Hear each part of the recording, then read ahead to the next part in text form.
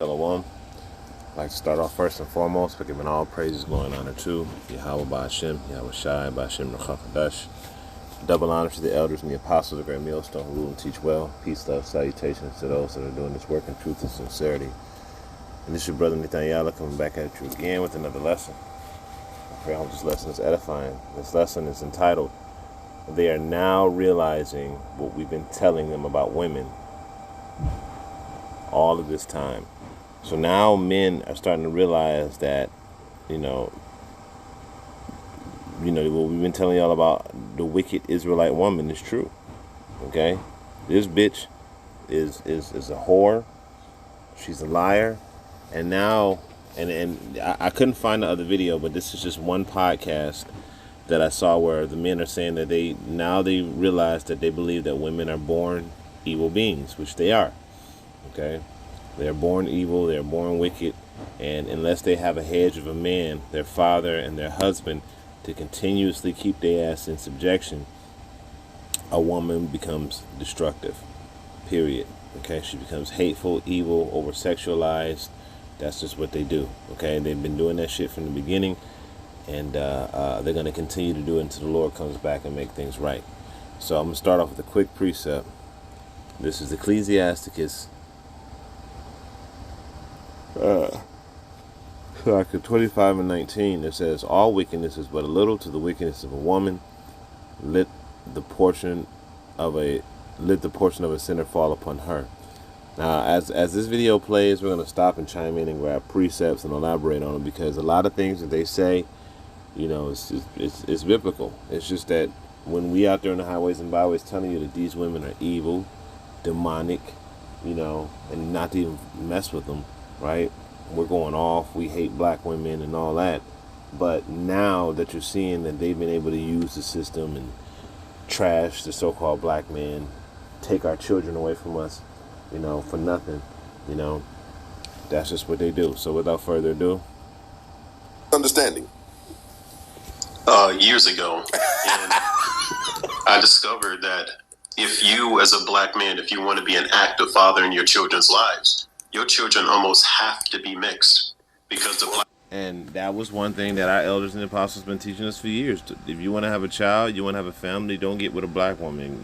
Get with, a Latino woman. Get with a white woman. Get with, whoever, just not the black woman, because she's going to destroy your life. She's going to destroy your family, your children, your house. She's going to tear it all down. Okay? Black American woman will not allow you to be in your children's life. And the more you love that child, the more she's going to use the child against you. Damn! This brother's up here dropping that ether. Pause it for a sec. Have you witnessed this before in your immediate proximity, in your family's life and in friends' lives, things like that? The difficulty associated with it? Absolutely. I have cousins, sisters. I've seen this behavior perpetuate itself throughout my entire lineage. And I respect everyone. I love everyone. You do whatever you want to do. But if you're a thinking black man, I don't think you can sit down and try to build with a black American woman. Maybe an African woman, maybe a Caribbean woman, Asian, Hispanic, but not a black woman, not a black American woman. Damn it.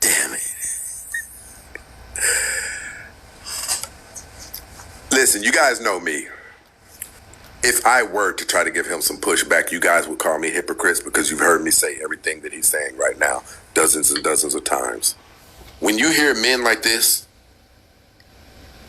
displaying their contempt, there's a problem. There's a problem. If men viewed the women like this, where are we going to get the kids from? Because quality men won't lay down with women like this. So that means these women will only other option they'll have is to lay down with other broken men. And then what do you think comes out of that vahoo when a broken man lies down with a broken woman? You think a scholar comes out of that vagina? No. It's going to be the very individual who comes by and gunpoints one of us for our wallet. I didn't notice that. If an Asian wants a good black man, she can always find a good black man. Hispanics, whites, everyone seems to be able to find a good black man, except a black American woman. So I don't think the problem is necessarily the black man. I think the problem is that he has this senseless obsession with trying to focus on the black American woman. The black American woman has made it very clear that she does not stand with us. She does not respect us. She does not love us. And we have to accept that. But we can build beautiful families just by going to women who appreciate us.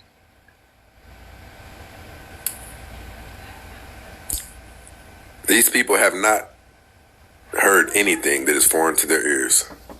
I think when I first started saying this, I have a show, and it is called African American Women Will Be Used as the Tool to Destroy America. In that show, we were talking about how these women are literally being utilized as the hands of the powers that be to move things where they want these things moved, like pawns, you know what I mean?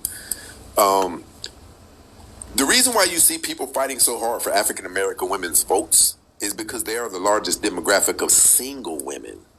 Now, here's the thing with that. Women who aren't single, they have to check in with their husbands before they make significant moves. And they're a little bit more difficult to control when they have a husband. Just like studies show that women spend more than everybody, and when they're single, they spend even more.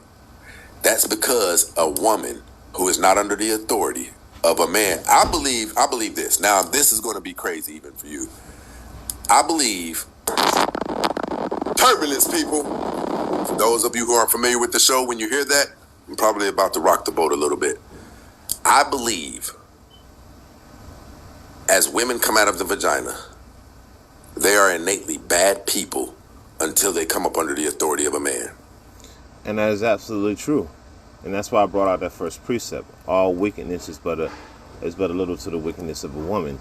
Women are innately wicked from the jump. They have to be under, you know what? Let me grab a quick precept. Let me go to Ecclesiastes 26.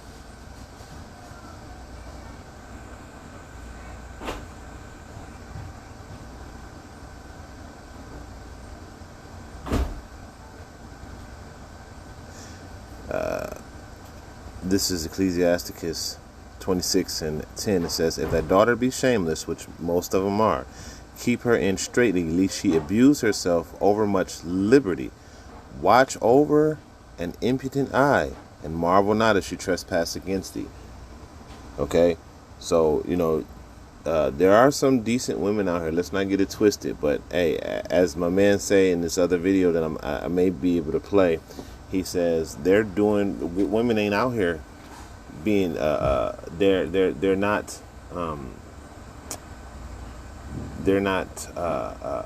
out in the club. They're not out in places where they can be seen. A good woman is like a ruby, right? You have to find and search for her. All right. And just like rubies, you have to dig deep into the ground, the rocks. It's a very strenuous task to get a hold of that precious jewel. So it's not something that you can just find easily. Now you get a lot of counterfeits, but a good one is very, very precious to find. All right. So Solomon said, out of 1,000 men, I found one that was righteous. Out of 1,000 women, I couldn't find one, because they're not born righteous. Women were not given that seat. Okay. Let's go back to this video. Yes.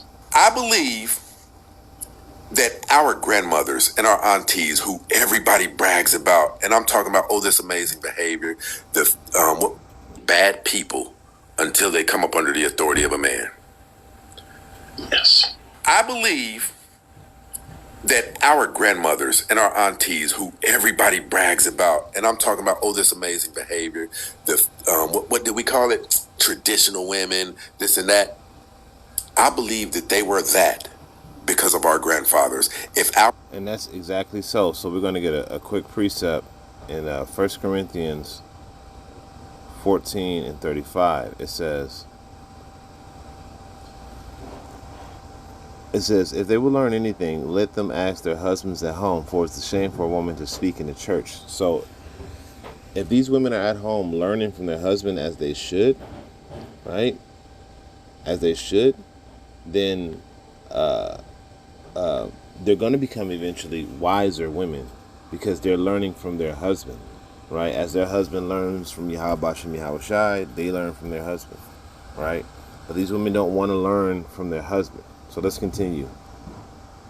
Our grandfathers had not had such a tight leash on them and put their foot on those ladies' neck. Keep your daughter in straightly. And that goes for your wives too. Keep their ass in straightly too, you know? And I'm always on my ribs neck about something. Because you can't let nothing go. If you give them an inch, they will certainly take a mile. Certainly take a mile. If you give them an inch, they would most definitely take a mile. Man, Satan, man. Of our grandmothers and our aunties would have been hoes, bust downs, and ratchets had they been allowed to move how they wanted to. I think that many of our grandmothers are precisely that. I found out that some of my uncles, sincerely, I found out that some of my uncles aren't even my grandpa's children. So even back then, my grandmother actively cheated on my grandfather with different men. My grandfather didn't know this. He raised these men like these were his own children. So I think black women have never really been loyal to black men. I agree. I believe what we saw that we respected and have the compliments that we have on our grandmothers and people like that is because of how the men were governing those women. Mm-hmm. And also believe this. There's something that let these men know that they needed to govern these women like this. They witnessed some things. Listen, if you go back to the Bible is loaded with cautionary tales about a woman, right? He talks about her nature, how she sits back and she waits on a man to enter the town gates. Yeah, so he's speaking of, I believe, this scripture right here. All right, so we're gonna stay in Ecclesiastes because this is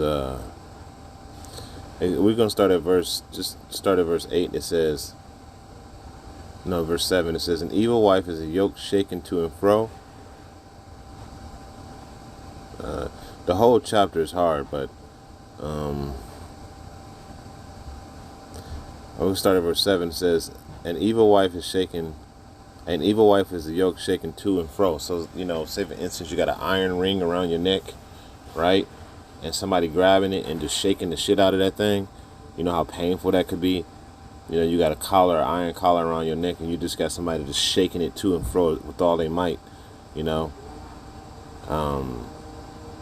says, he that holdeth her as though he held a scorpion. And that's most of Jake women. I say about 95% of them. It says, a drunken woman in the gather abroad causes great anger, and she would not cover her own shame. And this is why these women out here be fucking shameless, twerking. I remember I seen this one chick she got on the pole and then just took a shit right while she was hanging on the pole, and it's like disgusting. The fake hair, the fake nails, the fake eyelashes, everything fake, It's like they don't have any shame whatsoever. It says the whoredom of a woman may be known in her haughty looks and eyelids. And you see these women with their little fake eyelashes, thick as hell, and all of them got it. And all of them walk around with tight-ass leggings on. All of them walk around with their box out. All of them walk around with the fake hair and all of the piercings and tattoos, So it's like, we already know, we've seen enough of this to know that y'all women are whores. And the men of the Lord that's been doing this work in truth and sincerity, we've been saw this and took a step away from this. We've been warning y'all men of the world. And now the podcast generation are just now coming up to speed. All right? It says, if the daughter be shameless, keep her in straight. We already read that, so we're going to skip over that. It says, she will open her mouth. I'm going to start at verse 11 because it's important it says, watch over an impudent eye, and marvel not if she trespass against thee. She will open her mouth as a thirsty traveler. What does that mean? When he had found a fountain, and will drink of every water near her, and by every head she will sit down and open her quiver against every arrow.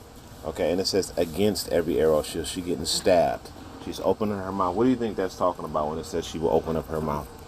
Okay, it's talking about blowing rod. All right. It says the grace of a wife delighted her husband, and her discretion will fatten his bones. Keeping yourself covered You know, knowing that you're a representative of me. It says, a shamefaced and faithful woman is a double grace, and her continent mind cannot be valued. You see? So you got these women that feel ashamed to dress a certain way. I'm not going to wear this. I'm not going to do that. I'm not going to say this. I'm not going to behave that way. Right? She's being a representative of her man. All right? It says, as the sun when it rise in the heaven, so is the beauty of a good wife in a well-ordered house. All right? So we're going to skip over that because there ain't no good women out here. We're going to continue down. It says... this is Ecclesiasticus 26 and 22. It says, "An harlot shall be counted as spittle, but a married woman is a tower against death to her husband." That's if she upholds her marital duties. It says, a wicked woman is given as a portion to a wicked man. Okay, so you know, most of the Israelite men are wicked. Most of the Israelite men are wicked. Okay, so most of the women inherently is going to be wicked, but a godly woman is given to him that feareth the Lord. A dishonest woman contendeth shame, but an honest woman will receive her husband. 25. A shameless woman is counted as a dog, and you know the Lord has a sense of humor, because what do they call themselves? Bitches and hoes and all this stuff. Don't they call themselves that? Right? But she that is shamefaced will fear the Lord. You know, a woman that honoreth her husband shall be a judge wise of all. But she, and this is what he was talking about, his grandmothers and all that stuff, because they kept the grandfathers kept their houses ordered, and they kept their women in check. So because of that, right, you know, those women was looked upon as having wisdom. Okay. It says, but she that dishonoreth him, her pride shall be counted as ungodly of all. And so many women dishonor their husband. Okay. It says, a crying woman and a scold shall be out to drive away enemies. All right. And this shows you how,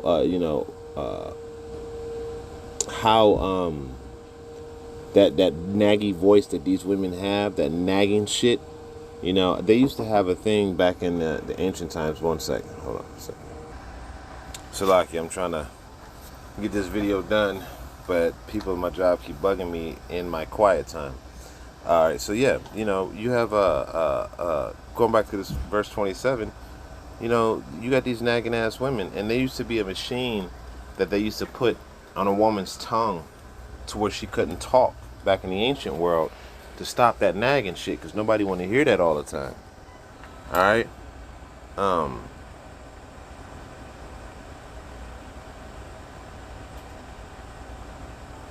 So yeah, so you know, so I'm gonna end it there for now. I'm gonna probably do a part 2 of this video because I didn't get a chance to bring out all the precepts I wanted to, or all the videos. So I'm probably gonna do a part 2 to this. But for now, all praises to Yahweh, Bashem Yahweh Shai, Bashem Bakar Kodash, and Shalom.